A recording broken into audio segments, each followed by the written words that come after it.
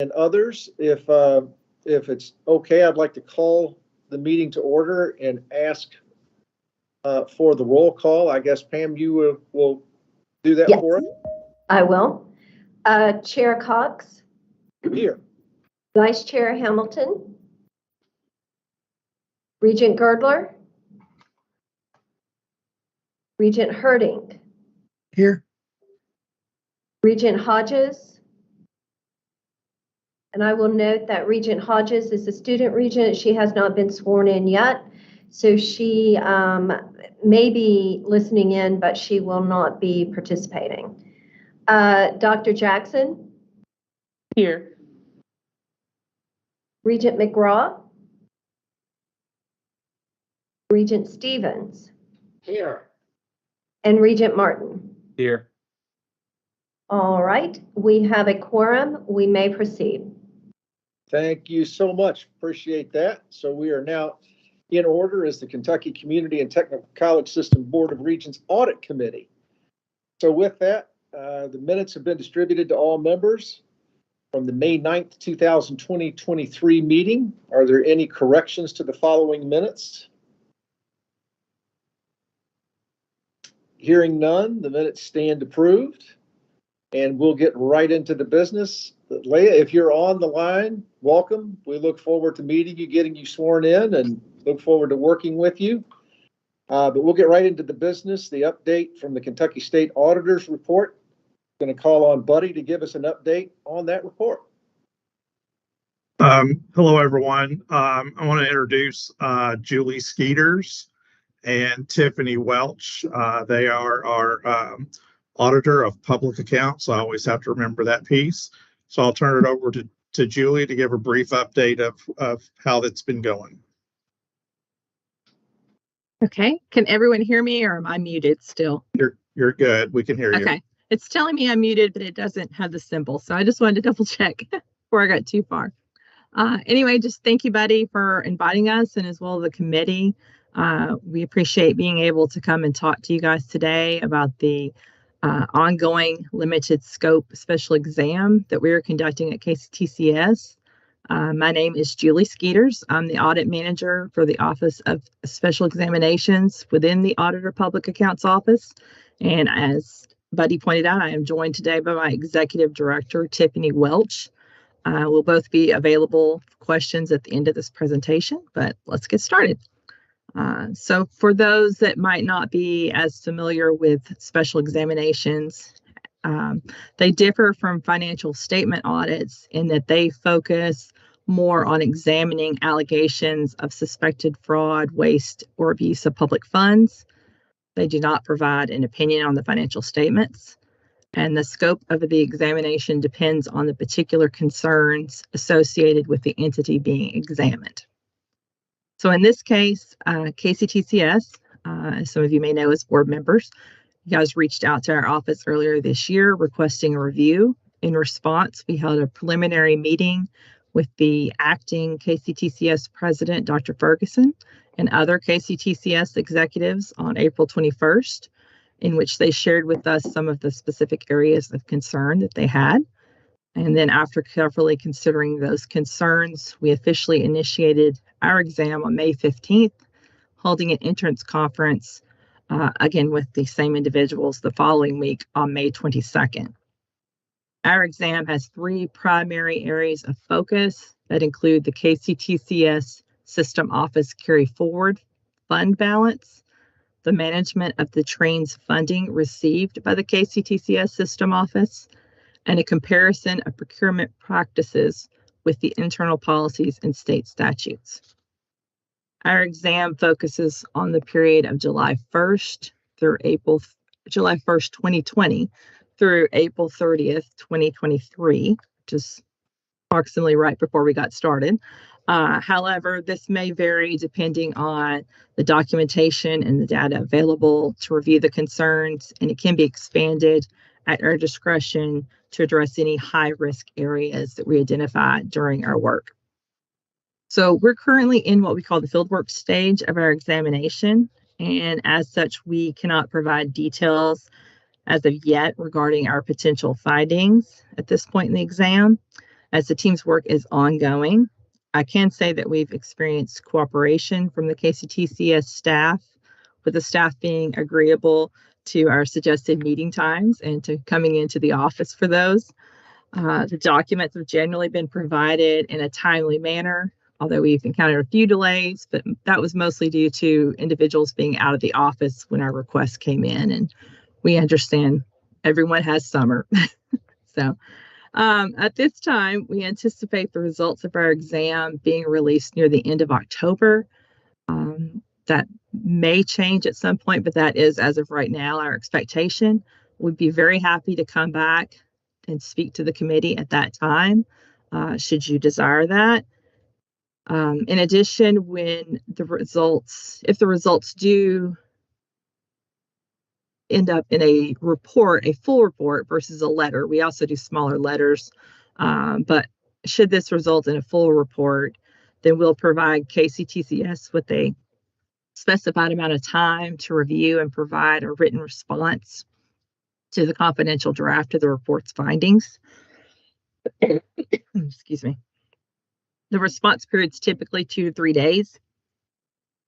And since the report will be a draft document, we generally ask that everyone treat it in a confidential manner.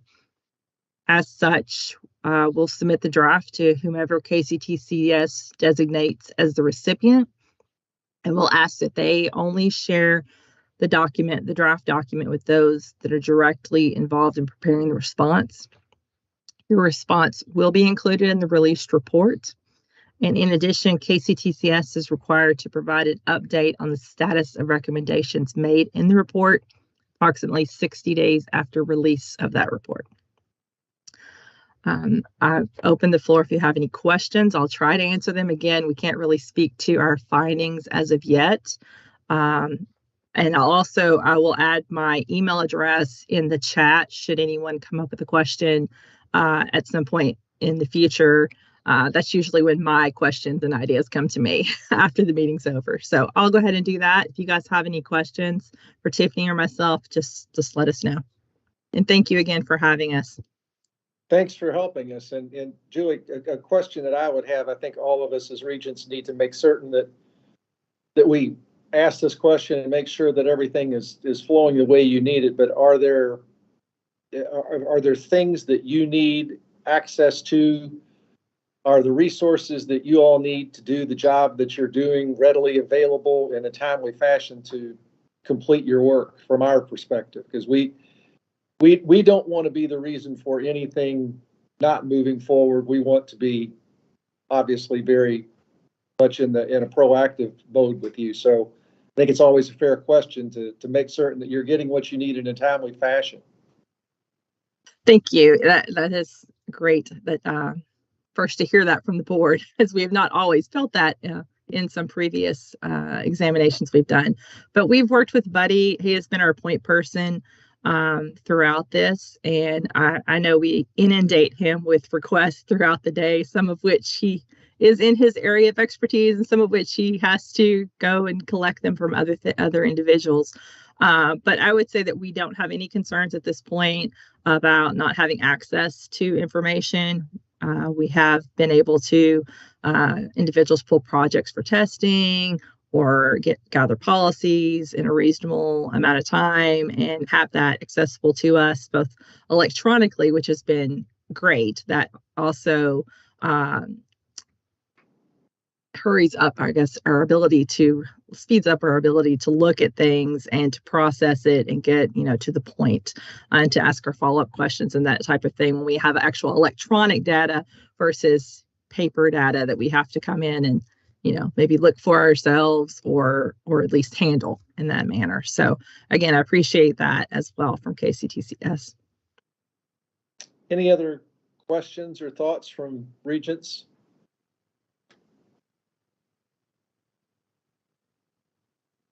I guess before we move on, Julie and others, we clearly want to be the most transparent of all committees that are reporting to this board in a timely and orderly sort of fashion.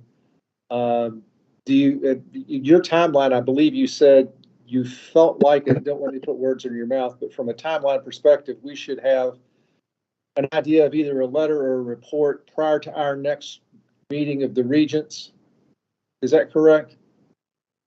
You would have to tell me when that next meeting would be. Pam, I believe that's in September.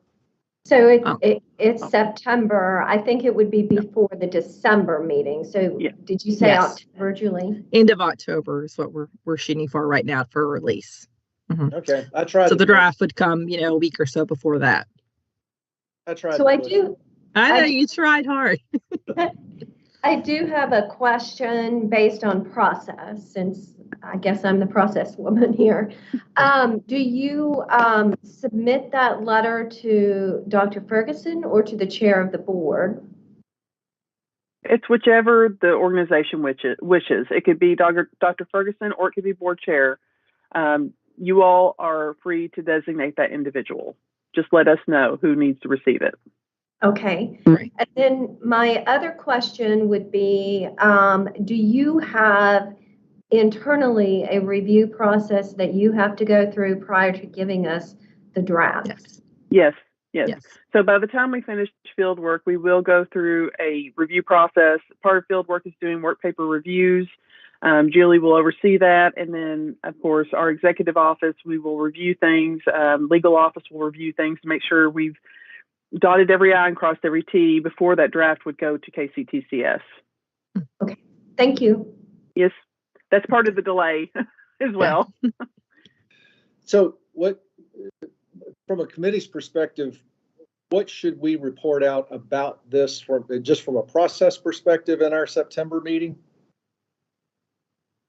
I think that would be appropriate. Yeah. Okay. Anything else? I do have, Chair Cox, just one quick question regarding, again, I think probably process. Once the report is made public and we have a chance to look at it, respond, how do others go about receiving a copy of that report? Is it made public on a website, or how is that disseminated?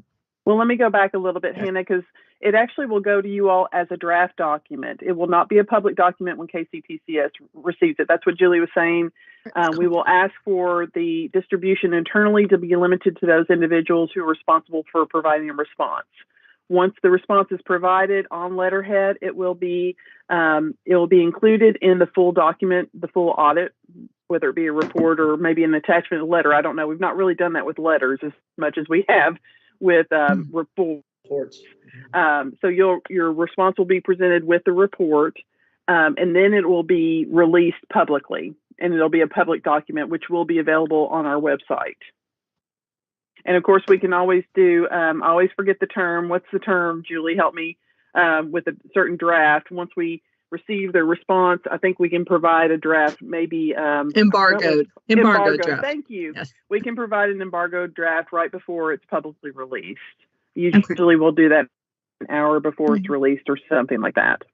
Right. And we also create like a distribution list, and those are individuals that receive a copy of the report, as soon as it is released from our office. So we can put board members on that list if that's your all's desire, or just this committee or executive staff, whatever level it is. You guys can just kind of let us know that as well when you send your response. Maybe, you can either email it today if you want, or and I believe or we can and I believe there's also some required release recipients as well.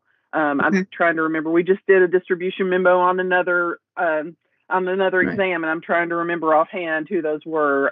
Do you recall, Julie? Governor's office, and Governor's then office, Senate, and the House of Representatives both have a committee that are notified about it. And then also the Library and Archives. From our office. Library and Archives get a copy as well. And they are occasionally we'll add additional committees on it. If someone has expressed interest, we'll include the chairs of that committee as well. But if not, we'll just go with our standard list. And I think it's Revenue and Appropriations. I think it's who we generally send it to. Yeah. I do have another clarification or question. Sure. I'm not sure what it is. I think I remember this correctly from our previous meeting, that you when we respond, you do not continue to churn the responses. It is not a tit for tat, so to speak. We respond. You just include those, much like a credit report would include a response to something that there. Is that correct? Right.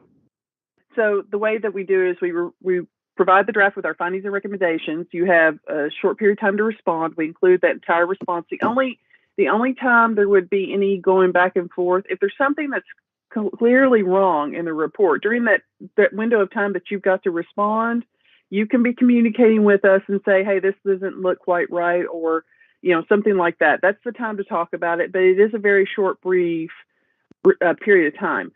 Once that is done and we receive your response, unless there's like something completely argumentative that we disagree with, then we can hold the option of doing another response, and auditors reply to your all's response.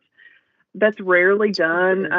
It's usually not an issue, because usually by the time we have a report, we've kind of gone through everything, dotted every I, crossed every T with the organization. So it shouldn't come to it. Every now and then it does, but it's very, very rare. Right. It shouldn't be much of a surprise at that point. Yeah. Right. Those are usually contentious audits. Okay, thank you. Yeah, no problem. This is Lance. If I could ask one question or make one clarification for the board members. The report will also go to anybody who's requested notification from the APA so like I get an email weekly from the APA saying we've released these 10 reports. Yes. You all should expect that media has probably signed up for those same email notifications. Good point, Lance. Yes, we do have a distribution list. It's a routine distribution list. A lot of media places want to just generally know anything that comes out of our office. So yeah, that's a standard thing. But at that point, they would only receive it once it was a public document. Right. Correct. Any other questions? Oh, go ahead. No.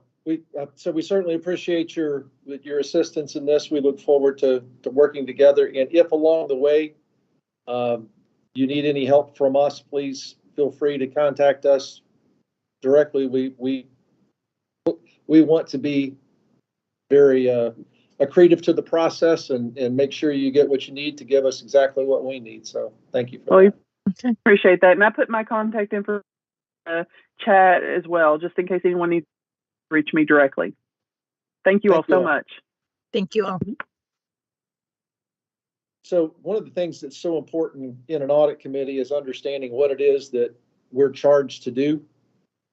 And, I think that's important in the committee charter, and important that we stay within what the bylaws tell us to do. So Pam, if you would update us on information related to revisions in this charter and the overall bylaws as it pertains to what we're doing. Great. Thank you very much. This is an information item because the bylaws and this charter are linked. So the bylaws in their body will require 2 readings. So at the September meeting, this will officially go to the board, both of the bylaws changes and the audit charter changes. And then at the December meeting, if there are no further revisions, or even if there are revisions that need to be discussed, then the final motion will be taken at the December meeting. But just to be clear, and if you could scroll down, Hannah, you have a charter that was developed under Chair Damaris's chairship of the board. And that charter was also developed in conjunction with our internal auditors. But basically, it is needing to be revised because, as you remember, we had essentially a membership that included 2 external members who were advisory in capacity only, but they had special experience in the realm of accounting. Unfortunately, it's very difficult to find people external to the institution who really want to serve on this. And then there was some question as to whether it was appropriate. So we have gone ahead and with under Chair Martin's request, taken a look at the membership, and it has been revised. And basically what we have now is a current membership with Regents only, and they are represented, all of the different types of Regents should be represented. So staff, faculty, student, and then appointed Regents, as well as the chair and vice chair of the Board of Regents. So that is really the change in the charter. Nothing else has changed. And it is loaded onto Onboard, so you can take another look at it. But in conjunction with that, the bylaws need to be aligned to match that membership and to make sure that we are doing our due diligence in the powers section that will align with current law. And we are also, going ahead and changing the System Policy and Planning Committee to match the current membership and clarify the committee meeting schedule, because we have meetings set for a certain particular date in certain particular months. And we were trying to give it a little more flexibility and also not fall on a date when the regular board meeting is. Again, the other section is the audit committee, so we will match up the audit committee charter revisions, and we have staggered the terms as well, so that not everyone is rolling off at the same time. So going back up to the first bullet point, just to be clear on what that revision is, it doesn't have to do with the audit committee or the policy and planning committee. It has to do with a statutory change that required all expulsions and suspensions to be finally appealed to the Board of Regents. And after some changes in the disciplinary sections for all higher education institutions, KCTCS requested to be removed completely from that statute because of the types of students that we have. We have all sorts of students who aren't really subject to our student code. They might be work-ready students, they might be workforce students, they might be short-term certificate students, or they might even be adult education students. And if you're not an enrolled student, you are not subject to the student code. So we asked that we be removed from that statute, and we were, and so we are revising the bylaws to show that that is not necessary any longer. So that's a reflection of the approval of that change. Correct. Okay. But all the other updates have to do with both the audit committee and the system and policy planning committee. And we will put these changes onto the board SharePoint site, the virtual workspace, but the ultimate motion and passage of the motion will be in the December board meeting. So nothing at this point for this committee to undertake other than advisement. Correct. Any questions, any thoughts? It feels like it's a good cleanup, a good change for us. I personally, Lance, are you familiar with other audit committees that bring in external members? I am. Is that how far different does that make us by not doing that any longer? It doesn't make any different. It's a function of, does your existing board, do the members you have on the Board of Regents have the technical expertise to opine on financial related matters? I would say that they do. I was asked who I thought would be an ideal future chair for this committee, and I may or may not have recommended you from your business expertise. and There's a lot expertise of in people those that words. argue with you about the expertise part of it, but I appreciate your But- thoughts. Somebody who understands risk, somebody who understands audits, and somebody who understands finances is really, so it typically happens when you don't have a financial expert on your board. Okay. Hey, this is Barry. So I made the decision to not include the two external candidates or the two external board audit committee members. Right. And I talked to our internal auditors, and they felt like, and I felt like they really didn't add any value to what we were doing. That we had the expertise on this committee to get to where we needed, and I made that decision. And Barry, I agree with you 100%. One of the Okay. reasons I was asking Lance that is that I've been on committees before where you've had, as I said, community at large members who are Right. involved, and it seemed to, the juice wasn't necessarily always worth the squeeze, because I felt like we were telling the story twice. Whatever had happened at a board meeting or at a regents meeting you had to educate these community at Right. large individuals on. So there, it just felt like it, but I didn't know from Lance's perspective if you saw more of that, more of people moving away from that or sticking with that. But I understand exactly where it is. So that Okay. I just want to make sure. I would. And I did think that out. I think it's a good decision. I Okay, think it's good. hard enough for us to navigate in the world of those of us who are regents. When you bring in people who aren't, it raises the bar from the standpoint of difficulty. And I'm not sure, as I said, I'm not sure that we're getting the commensurate value with that. So I applaud it. I just want to make sure that we all understood it.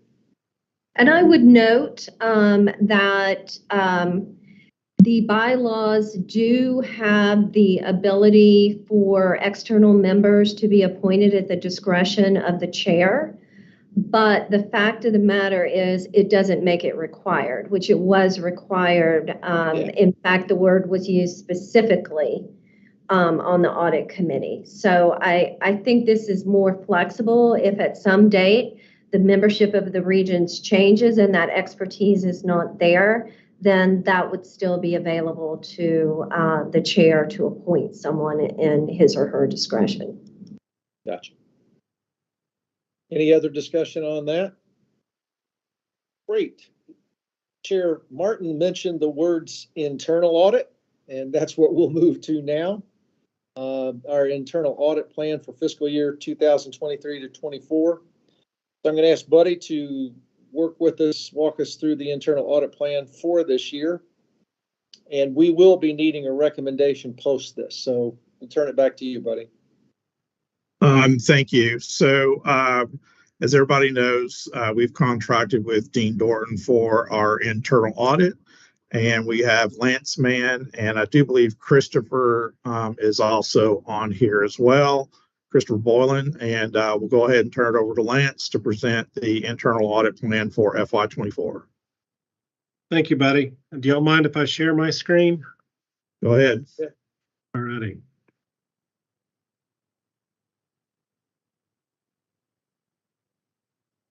Can you all see that?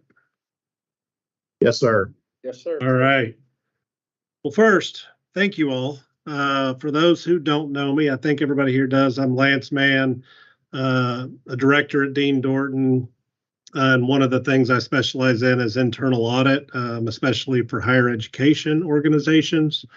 I've got Chris Boylan on the call. He's the internal audit manager and does most of the heavy lifting at board meetings. You may see either one of us depending on how schedules work, and we're both available to any of you with any questions that you may have now or throughout the year. But we are very grateful to get to work with KCTCS. I'm going to go through some of this quickly because a lot of you've seen it, but I do like to remind everyone of the importance of internal audit. We kind of serve as the independent assurance that an organization's risk management, governance, and internal controls are designed appropriately and operating effectively. We're here to be a sound of reason, somebody from the outside who's looking at it independent of the actual process owner. And we take our job very seriously, where we have a very strong reporting relationship with the governing body. That would be the audit committee and the board of regents. But we also have a direct line of contact with management. Just so you all know, management is in charge of carrying out controls. They're in charge of recording things properly. They're in charge of mitigating fraud and lots of other things. We're here to just be a check for them. We're independent. We're going to do a risk assessment every year, and we're going to report back to management and the board what we see and where we think there could be improvements. And we're also going to have a reporting relationship with your external auditor, Forvis, on anything they may have questions about that we looked at throughout the year. In terms of our governance structure, we report directly to the KCTCS Board of Directors. You all are our boss. Management can make recommendations, but in the end, the board and the audit committee is our boss. We work with senior management and the external auditor. And you can see here below that crew, we've got sort of our team. We always set up our team to have an internal audit, 2 internal audit directors in general. And then we always have an IT audit director on our team, because IT system controls and cybersecurity controls are by probably the most important set of controls you have within your system outside of cash management. And then a series of team members that support us. All in told, throughout the year, there's probably 20 to 25 different Dean Dorton team members that will work on the KCTCS internal audit projects that we do. Our audit cycle, we do an annual risk assessment, which is what we're here to present today. Included with that risk assessment is an annual audit plan, which we're also here to present today. We'll conduct the audits throughout the year. We will report back to you all quarterly, and you'll get quarterly reports instead of an annual report. So how did we develop the internal audit plan and the risk assessment? We met with a whole bunch of different people. Generally, we will gather a significant amount of information from KCTCS, prior reports, compliance-related reports, regulators' reports, financial statements, ethics hotline reports, financial statements, student financial aid reports, and other grant-related matters. And gathering all of that data gives us about 10 to 15% of what we need to do a risk assessment. Where we get our best information is by interviewing your team members. And we interview somewhere between 30 and 40 different team members across all colleges and across all departments to really learn where the people processing the transactions and carrying out the functions see risk within your organization. And we do that every year because risks are going to change. Once we have all of those meetings, we will develop a risk population. From that risk population, we will develop an internal audit plan for the year. We will work with management and the board on the internal audit plan to make sure that it is responsive to the risks that you all are seeing in the company. Our calendar is kind of self-sufficient. We're here to kind of present our risk assessment internal audit plan to you today. We'll perform audits throughout the year, and in April, May of 24, we'll start, if you all decide to retain us again, we'll start working on the FY 2025 risk assessment and internal audit plan so that it's ready to go at the start of your fiscal year. Any questions on that so far? All right. So for Q1 of FY 24, which is the quarter we're in right now, top 2 are kind of self-explanatory. We do plan to do a whistleblower hotline awareness employee survey. It's for your ethics hotline, really to develop an understanding of, do your employees know that this exists and is an available resource? Most whistleblower and ethics hotlines that we see are highly underutilized. And it's mostly because people don't know that they exist. And so it's good to check that periodically, because employees turn over and employees forget, to make sure that they understand you have one. We're also going to do business office audit at BCTC. You had a presidential change there. So that's one we definitely wanted to get into early this year. And then one at Gateway Community and Technical College, because it's one we've not been to in 3 years. In Q2, one of the things we heard commonly in 3 or 4 different interviews was, are the individual campuses following the recommendations from the system office as it relates to disaster response and active shooter preparedness? Do they have a plan in place, and are they training on the plan? We plan to do that at all 16 colleges. We're not going to develop a plan or critique the plan. We're going to determine, are they following what the system office has deployed? Do they have it in place, and are they practicing what they should be? Every single year, we are going to do audits in the student financial aid space. That's another significant risk for higher education entities. And so we're going to do some compliance work around your student financial aid. In your general accounting area, we plan to do an audit in your month-end close and account reconciliation process to make sure that account reconciliations and month-end close processes are occurring timely. And then we're going to do business office audits at Owensboro, Madisonville, and Hopkinsville. In Q3, our plan is to do what we call a fixed asset audit. It's verification of existence, insurance valuation, make sure that you are tracking all of the significant amount of fixed assets that you have. That came from an interview with individuals in charge of all of your facilities and capital assets. And then business office audits on Somerset and Hazard. And then in Q4, we'll plan to perform an audit over the KCTCS's policies and procedures, not necessarily challenging what your policies and procedures are, but making sure that you have a process in place to review them periodically and to make sure they're up to date with all the appropriate language that should be there, and that you're documenting all of the information around updating it and the change date. And then business office audits at South Central and Ashland. And then we also plan to start if you all decide, and that should say start the 2025 risk assessment and audit plan. I've got more to go through, but those are the general audits are planned for this year. Does anybody have any questions before I go through the information technology audits that we plan to do this year? That's where I was going to ask the question. So I'll hold until after we get through that. Okay. Anybody else? Lance, I was going to add that is the college audits we will have gone through every college in the last 3 years. So there's a lot more this year. I think we only did 2 in the first year. Got it. Thank you, Chris.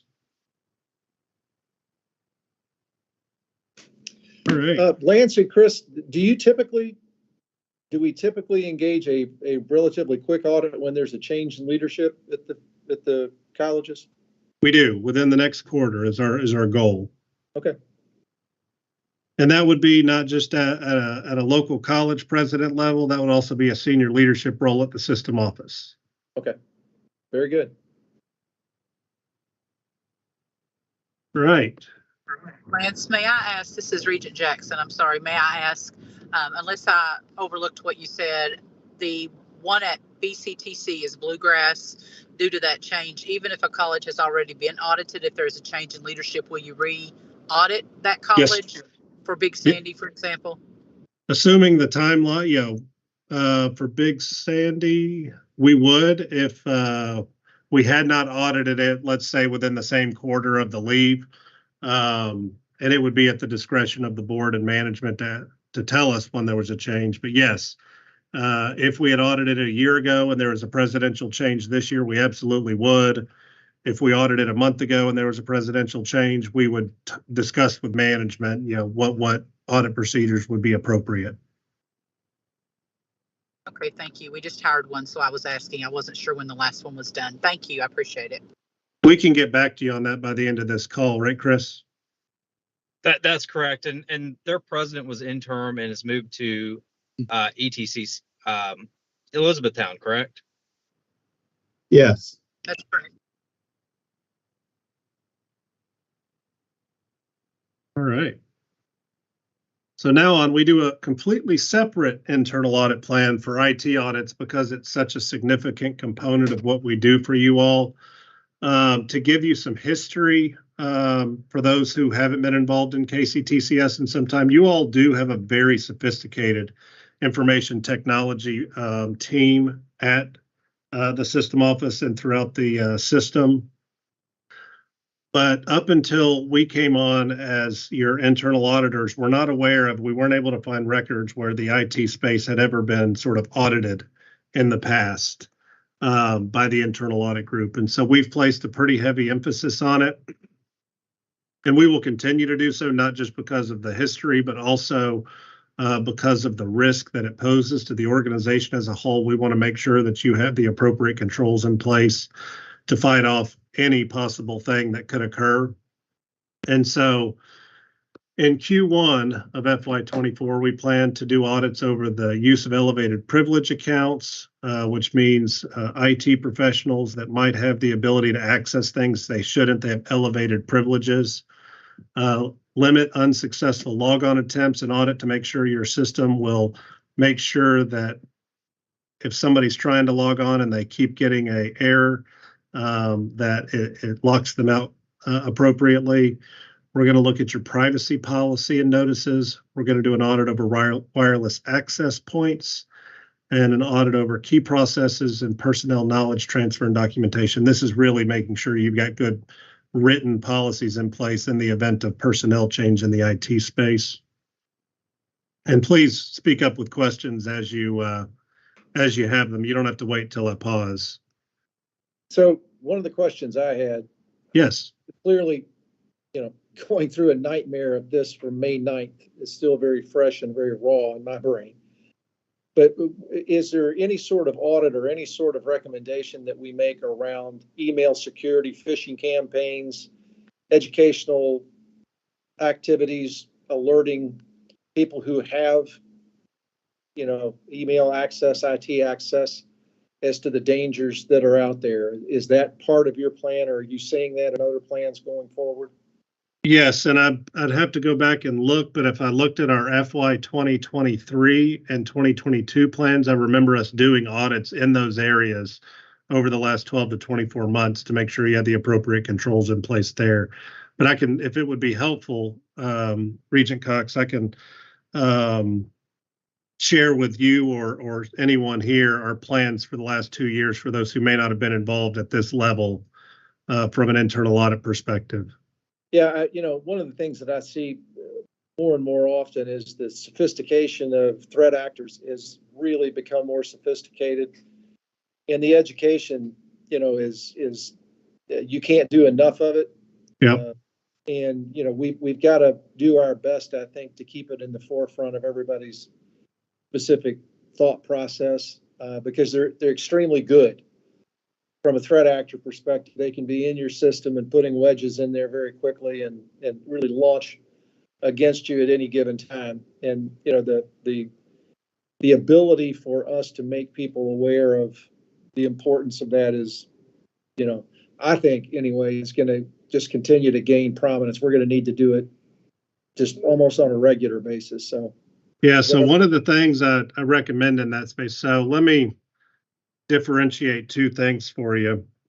The first, so internal audit is there to make sure that KCTCS has the controls in place to go and monitor for those things on a periodic basis. Right. There's another component that we have, Dean Dorton does it, some other firms do it too. We've got a cybersecurity team, but we have a cyber prevention component, a cyber incident prevention component to that. And for large entities, KCTCS would fall into that, Norton would fall into that. We actually recommend entities of that size get what we call a cyber scorecard on a quarterly basis.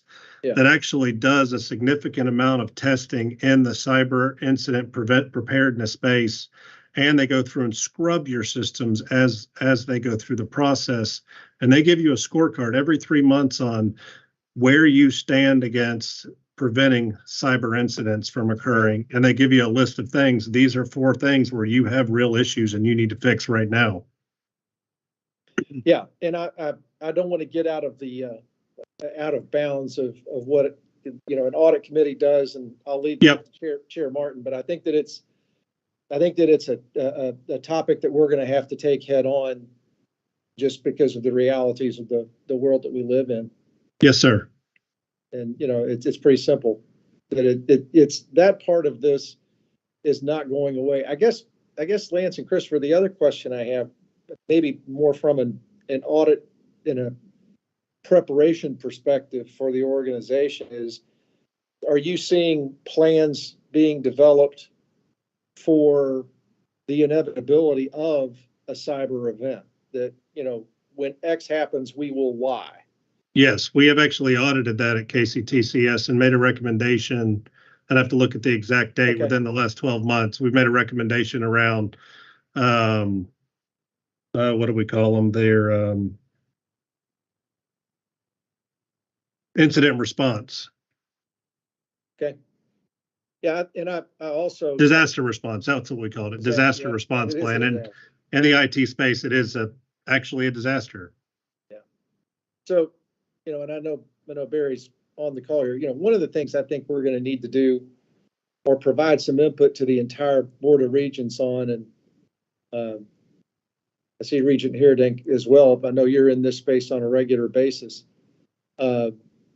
You know, we're going to need to provide some education to the regents on the vulnerability and the reality of what this is. I don't pretend to know what that looks like or who does it, but I think it will be a timely thing upon a recommendation of us as an audit committee to say, hey, we need to not only educate the employees, KCTC, but we also need to educate the regents as well as to the vulnerabilities and our plans. Because, you know, having lived through it, I'll tell you that the big question that you get is not really about, you know, what's happened to you, it's what's happened to their data. Right. Yeah, and we'd be glad to have our cybersecurity team come do sort of a presentation on the emerging risks in the cyberspace. If the board or audit committee or anybody on the call would like for us to do that, we do that often, and we're glad to do it. Okay. Just let us know if that would be of interest. But I promise you, that's why we make information technology audits so important. When we actually proposed on the work, we cordoned off about a third of the entire internal audit budget is around information technology. Great. Great answer. Appreciate it. Yes, sir. And just by the way, for the board there, I can't disclose who or where or why, but there has already been one public institution, some public education institution in the state subject to a cyber incident this year.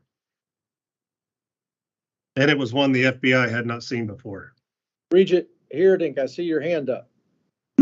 Yeah, just a quick question. When we do have these IT findings or recommendations, is there like money in a pool somewhere set aside to address these kind of situations? Maybe it's the Buddy question or Dr. Howe's question, but do we have the funds available to, I'm looking at this list, and there's a lot of stuff on there, to address these if they do come up in an audit?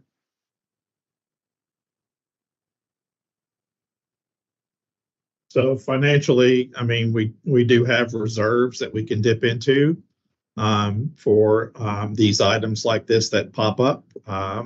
As far as physically budgeting for potential disasters, we don't do that on a normal basis, no. And Regent Heerdink, what I would add there is the one thing Lance talked about proactively coming in and scanning and providing reports on your environment. Those aren't budgeted, but those would be extra things that we would want to consider as well.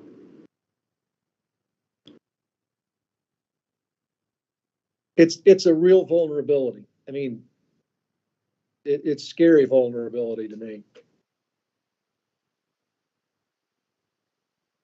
I agree with everything everybody said.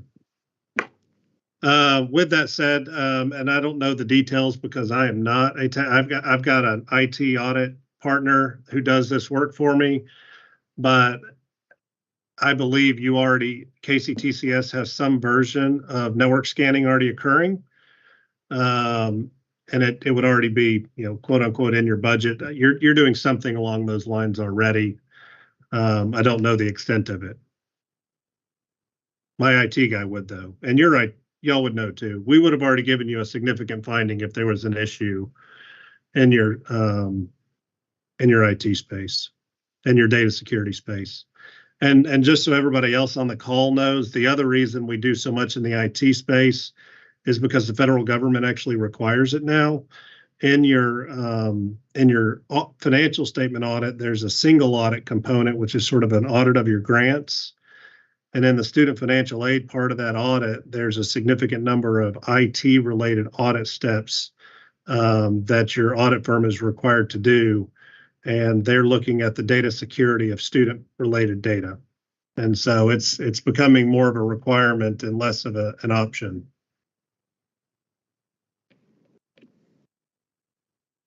All right. In Q2, we plan to do an audit over session locks and disconnects. This is making sure that somebody can't leave their computer open for too long and the session not lock out.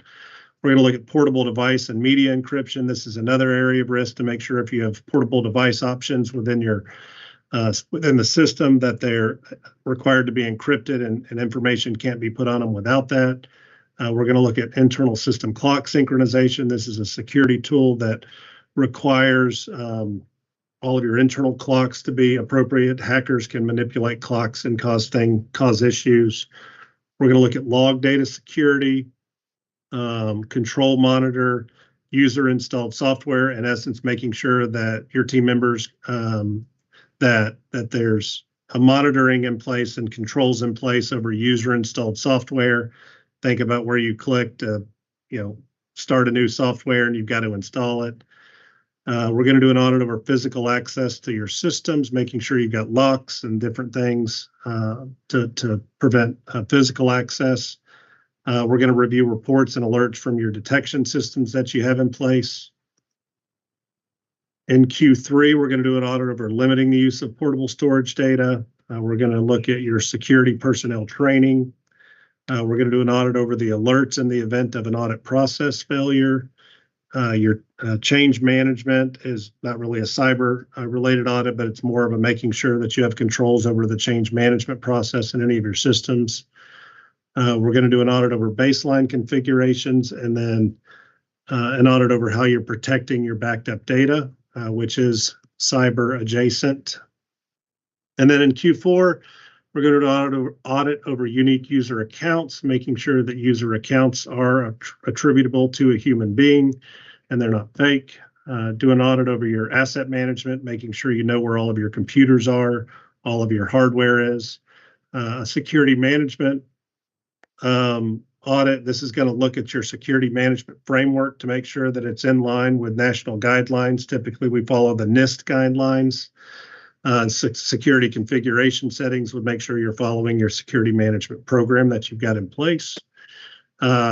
As you might have mentioned earlier, Regent Cox, we're going to do an audit over your incident response plan to make sure you understand what the plan is in the event of an incident and make sure that you are testing it. And then an audit over patch management and asset disposal. I know that was a lot. Does anybody have any questions or comments or concerns? I think it's really comprehensive. I think, quarterly reports on where we are, what we're doing, are going to be very pivotal and critical. All of this stuff feels like to me that it's, as we discover things, we can't wait. We've got to be very proactive in addressing and remediating, and hopefully that's not an issue, but that would be my only comment, is that we have a regular regimen, sort of a cadence of communication as we need it, as opposed to waiting. Yes, sir. And we're at your disposal anytime to have interim meetings if we don't want to wait till an audit committee meeting just to give an update, informally or formally. And then we are on the calendar for quarterly audit committee meetings, and then for the board whenever you all decide is appropriate. Sounds good. Any other thoughts, questions, comments from Regents? Okay. So with that in mind, my recommendation that we as the KCTCS Board of Regents Audit Committee approve the 23-24 internal audit plan as presented. And I'm looking for a motion and a second. So moved. Thank you. I'll second it. This is Barry. Thanks, Barry. So, and I guess we don't need to do, yes, we do. Parliamentarian Duncan, please call for the vote. Chair Cox? Yes. Is Vice Chair Hamilton here? Regent Kurdler? Regent Herding? Yes. Regent Jackson? Yes. Regent Stevens? Yes. And Chair Martin? Yes. The vote is unanimous of the members present. The motion carries. Thank you so much, Ms. Duncan. We've covered the internal. We now need to cover the external. So back to you, buddy.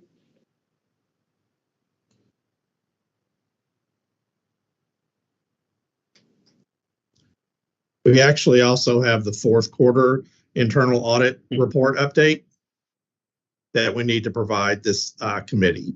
Okay. And I'll turn that over to Lance as well. Oh, okay. And I'm going to share my screen one more time. I have submitted a request to take control. Oh, here we go. All right. All right. Can you all see this?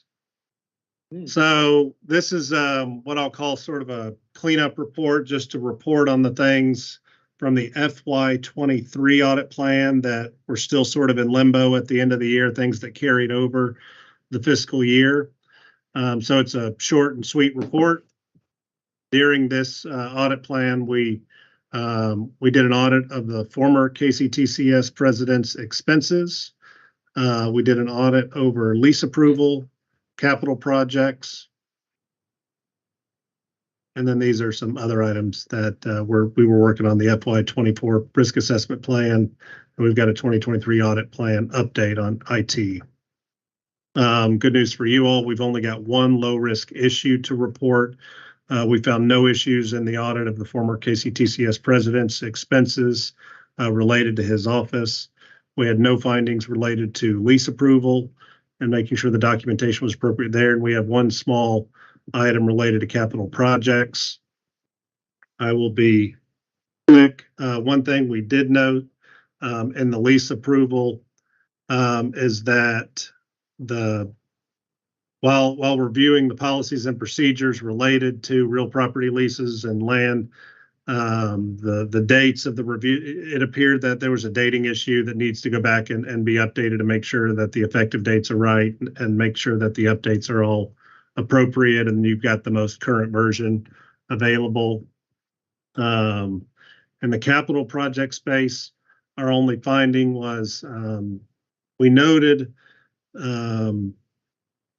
that 7 capital projects out of 25 did not contain support to indicate request and approval. The request and approval appeared to have occurred, but they're outside the system. KCTCS does a really good job of getting small things approved in the system, and there's a request and a formal approval. But with the big capital projects, they sometimes happen outside of the system with emails and different things. And so we just made a recommendation to sort of tidy up that documentation. Management's working on it, as you can see here. They're supposed to have it completed by tomorrow. For those who've not been involved in this committee in the past, we will actually go back and re-audit this area in future quarters to make sure that management did what they said they were going to do. And so we'll look at that next quarter when we're doing our audit work. We also typically like to give an update on prior action plans that are open. As of the date of this report, all of the action plans that had a due date by August 15th had been completed, and we'd looked at it to make sure that they had been completed. There was one item that was not due yet, related to conflicts of interest for employees in financial positions. So outside of the board, other conflict of interest policies. Y'all are working on that this fall.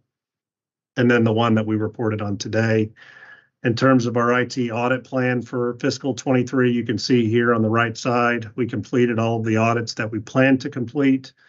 In the IT space, we have a few items that are still open that we're working on down here in the bottom right. There were some summer vacations that caused some delays, and we're working on getting those finished, and we'll report on those at the next audit committee meeting. Can you just give me a couple minutes on the vulnerability of this capital one? What happened there? Or did that put us at risk with the state? Or I know you classified it as low, but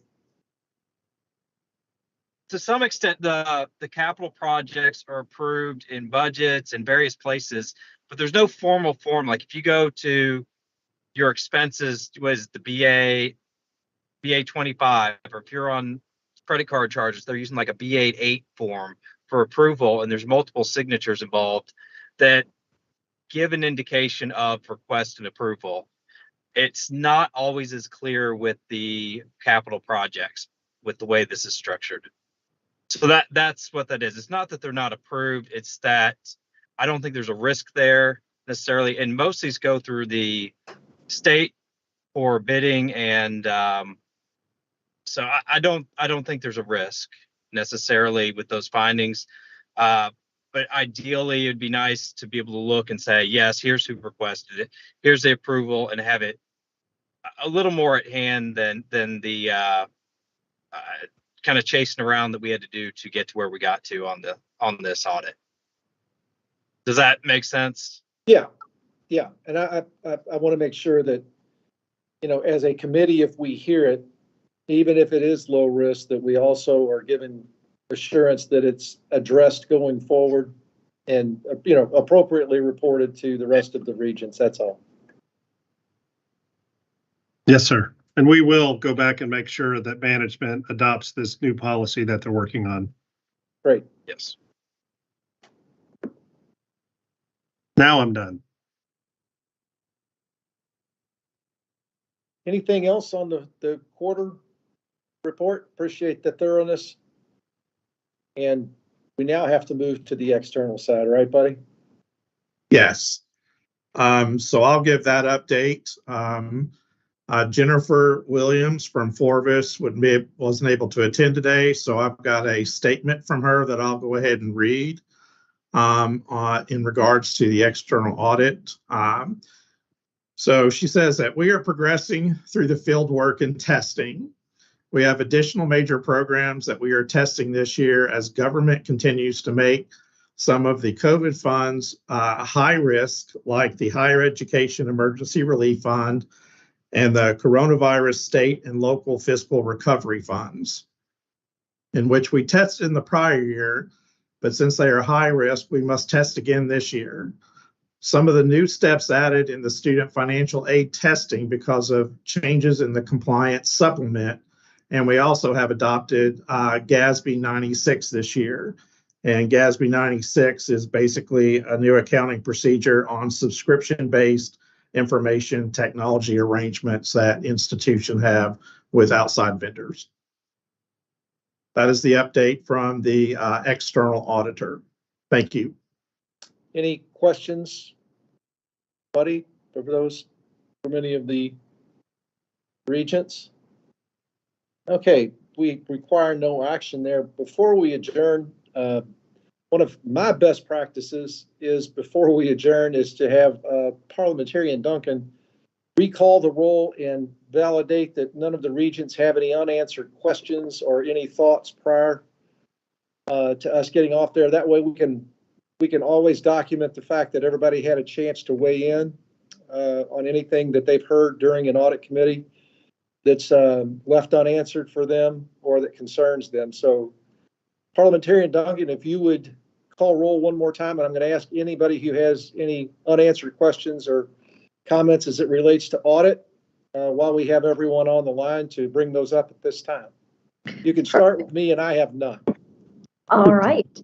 Then we move to Regent Herding. None.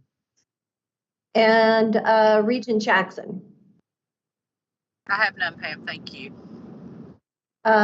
Regent Stevens None, thank you. and Chair Martin. No, it was really good. All right. Thank you very much. And I want to thank all the staff who worked so hard to make this happen, but especially today, I want to thank Amy and Cindy who put together a chair's outline that even I could follow. And we appreciate the great work that all of you do for the students that we serve, for the faculty that help us, and the staff that help us accomplish the goals and the vision of the organization. So I feel extremely pleased with what we heard today. I think that we just need to stay very rigorous in our duty as regents to make certain that we're very transparent going forward and provide the support for our internal and external reviews. So from the staff, any comments, anything that needs to be said prior to us getting a motion for adjournment? No, sir. Very good. And again, thanks, Cindy, especially you. I hear you really took care of me on this today, so I appreciate that. And with that, I'll entertain a motion for adjournment. So moved. And a second. Second. All in favor, say goodbye. Thank you. Bye, everybody. Thanks for being here. Bye. Thank you. Bye.